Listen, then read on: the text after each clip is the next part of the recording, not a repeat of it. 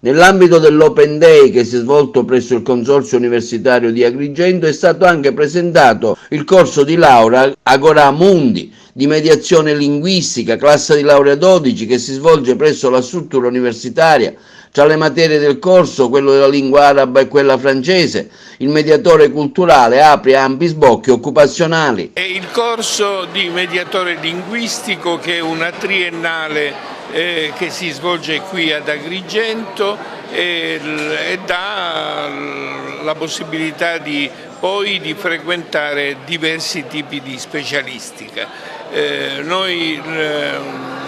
corso di laurea in mediatore linguistico offre nei 3 anni 500 ore di arabo più l'inglese e il francese e tutte le altre materie curricolari.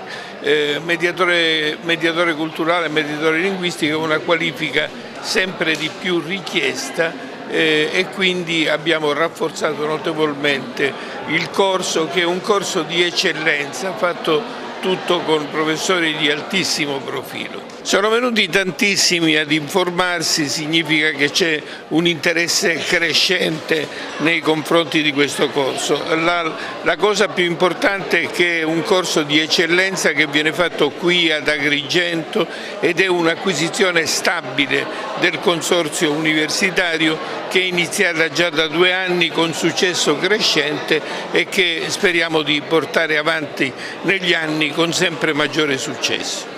Le giornate di ricevimento sono il lunedì dalle 3:30 alle 5:30 e il mercoledì dalle 3:30 alle 5:30. Vi aspettiamo per ulteriori informazioni. La valenza è molto attuale ed è molto importante nel contesto che viviamo qui ad Agrigento in modo particolare, perché siamo un punto strategico nel Mediterraneo e quindi la conoscenza delle varie lingue, di cui anche il francese che insegno, è realmente molto importante sia per l'integrazione ma per l'aiuto che si può dare alle persone immigrate qua, mediando e mettendoli in contatto con gli enti locali e aiutandoli ad inserirsi proprio sul territorio.